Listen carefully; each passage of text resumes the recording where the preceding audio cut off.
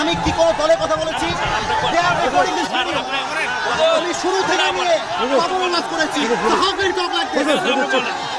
আমার প্রত্যেকটা বিএনপি মানুষ আমাকে ভালোবাসে। ক্ষমা চাওয়া